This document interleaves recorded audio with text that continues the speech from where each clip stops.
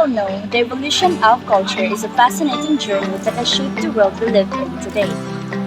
And at this moment, we will be presenting a timeline of these aspects based on our personal experience that will surely help us gain a deeper understanding of how culture evolved over time. And now, together with my group mates, I am Nicole Brobo. I am Evony Mae Quiban. I am Kyla Hudson. and I am Devine Mae Mongas. I am Samantha de la Calzada. I am Mary Jane Twinkle Noval. I'm Razyl Andrea Tampipi. And I am Lorife Dala. And we are the Group 3. And we will be presenting about the evolution of culture. And so, sit back, relax, and enjoy this video. Hello everybody, my name is Kyla R. Hudson from BSTM 2A-DAY. Now, I will be talking about the changes of food throughout my personal experience. Now, my personal experience would be not the typical personal experience that you would hope for. So, if you don't know, I am biracial. So, my dad is Indian American and he was abusive. So, when I was younger, I wasn't allowed to eat any Filipino food. We were used to eating beans, pizza, hamburgers, and stuff like that. If my dad caught me eating noodles or any Filipino food, he would let me eat beside our comfort room or inside our comfort room. And one day, things took a dark turn.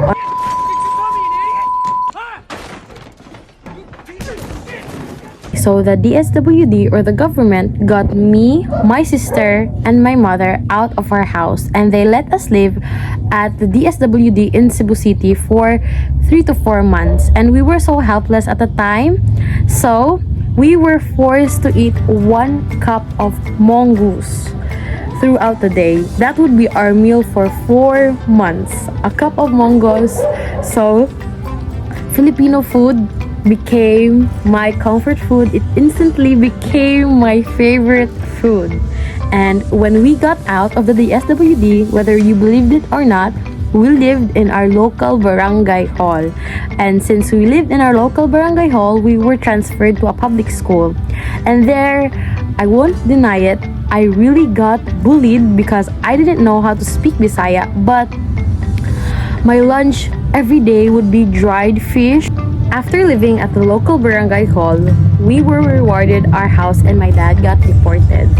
And since then, we were able to afford some food for ourselves, but Jollibee, McDonald's, and any kind of fast food would be a luxury for us.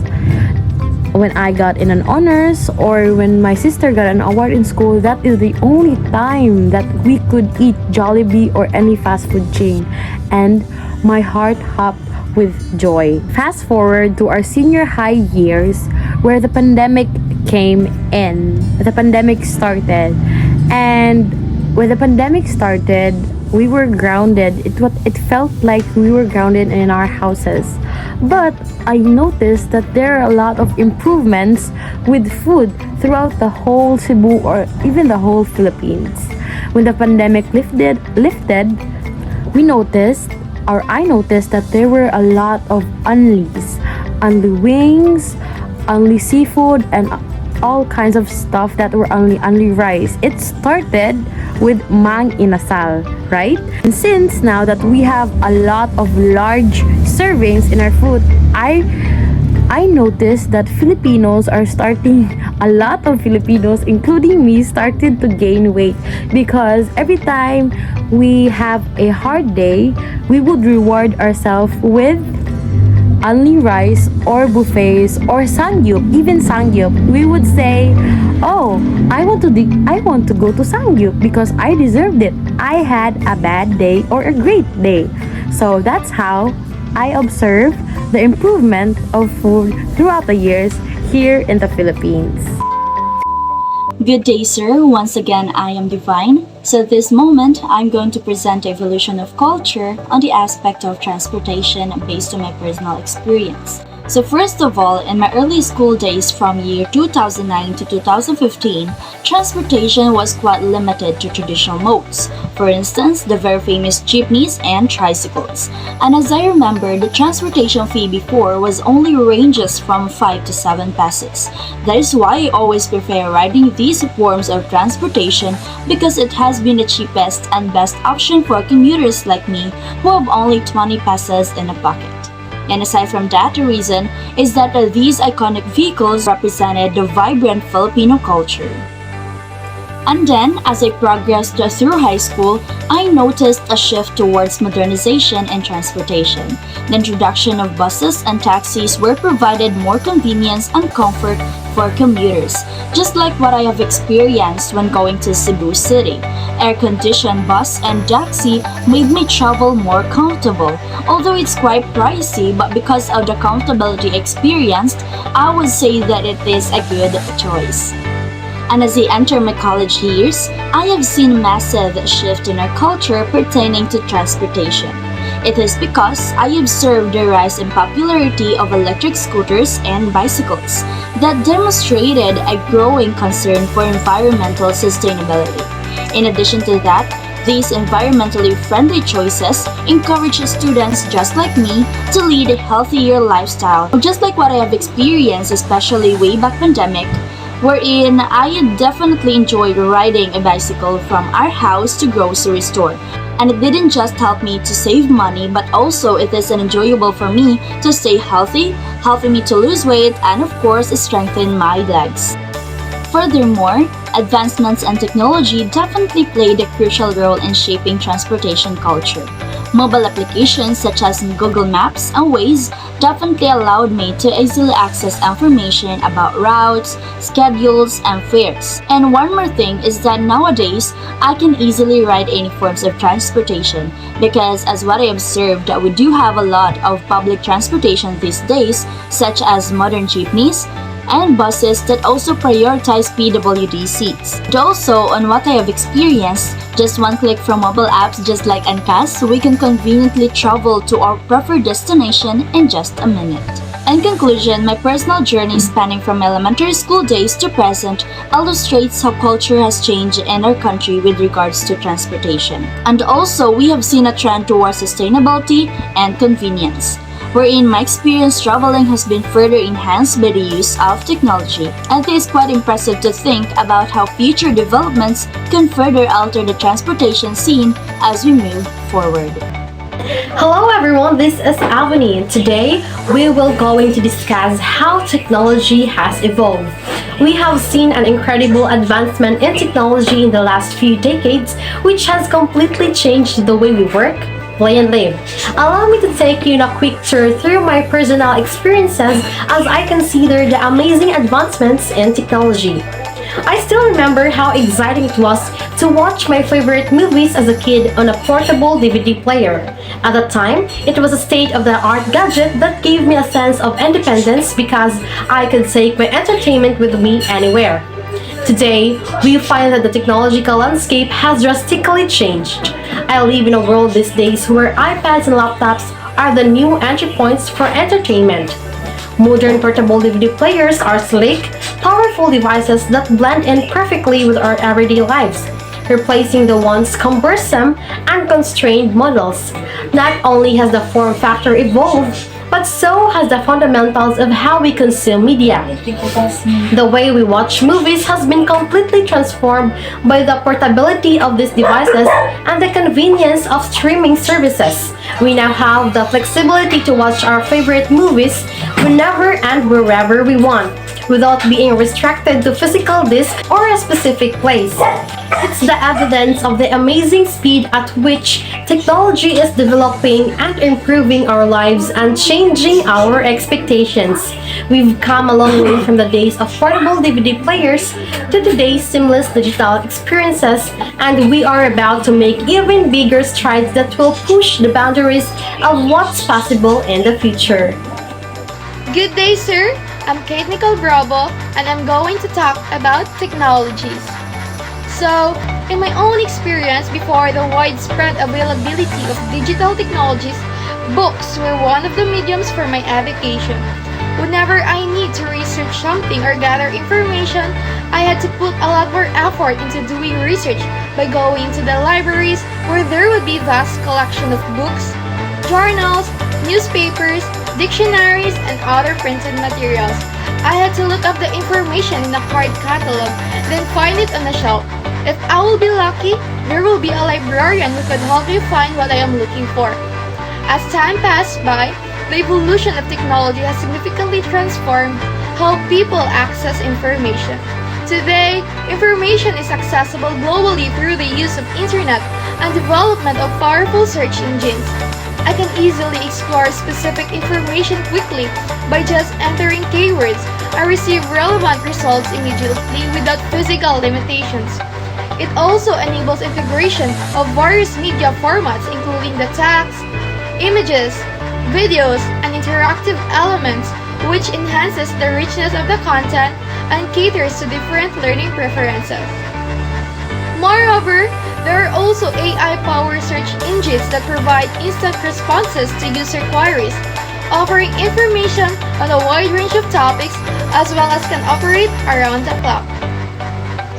Good day, Sir Hintapan. This is Mary Jane Twinkle Noval, and I will be sharing my personal experiences and observations regarding the evolution of clothing.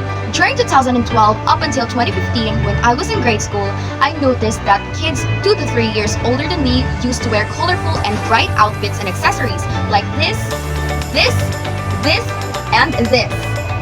The guys used to wear oversized shirts, tattered pants, beanies, and caps, whereas for women, wearing a cap, checkered jacket, and wearing a basketball jersey over a t-shirt with a matching side-parted bangs hairstyle were the trend. To look cooler, they matched their outfits with colorful bandanas, glasses, chokers, and bracelets as accessories. So as a kid, I thought of copying the same style in order to keep up with the fashion trends.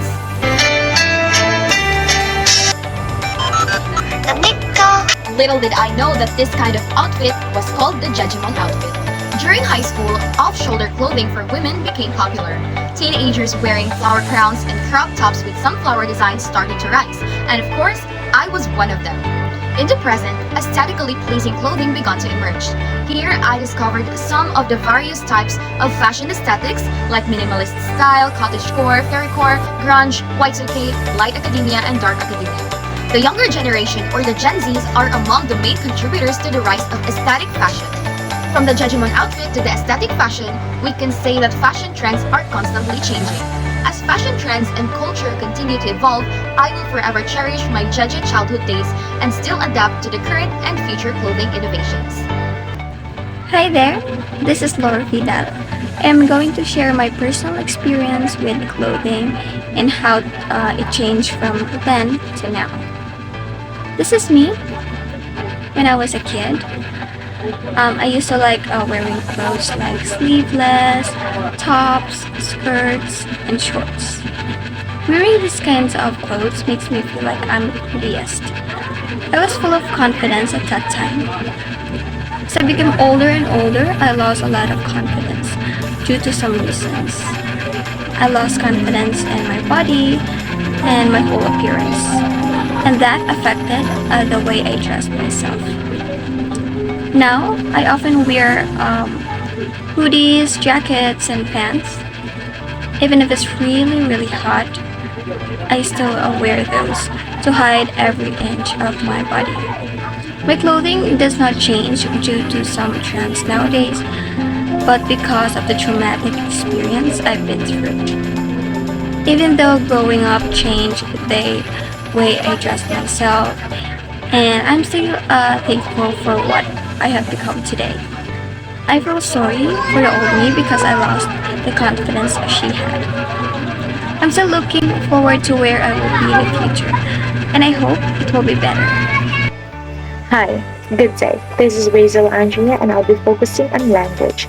Language is the cornerstone of human communication, allowing us to convey thoughts, ideas, emotions, and information. Over the course of history, language has evolved significantly, adapting to the changing needs and circumstances of society. Back when I was a child, I recall that I used to write a letter to communicate and convey my thoughts with my friends and family. using the words that I grew up with, which was influenced by my family and relatives. Now, my way of conveying my thoughts has changed. Since the evolution of language continues to be a dynamic process influenced by various factors, especially in the modern era shaped by globalization, technology, and cultural interactions. Globalization has led to increased cultural exchange and linguistic diversity, resulting in the borrowing of words and expressions between languages. The digital age has also transformed language evolution through social media, messaging apps, and online platforms. Emoticons, emojis, memes, and internet slang have become integral parts of online communication, creating new linguistic expressions. The evolution of language in the modern era is a vibrant and ongoing process. So to add on about my personal experiences regarding to language, I remember me and my friends prefer to speak in vernacular when playing. We used to play drama like we are in the movie, copying our favorite TV scenes. Filipino dialect is what we really prefer since we really love watching TV together and memorizing their lines. Believe me or not, but before, when I was younger, my perspective about someone who speaks in English is overreacting. Like I would say, why does she have to speak in English? We're in the Philippines anyway, and our language is Filipino. But today, as time goes by, I conclude that my knowledge about language is expanding and is evolving. I am no longer the type of person who only prefer Filipino when speaking, since I am aware that English can be applied when speaking in vernacular and is not OA.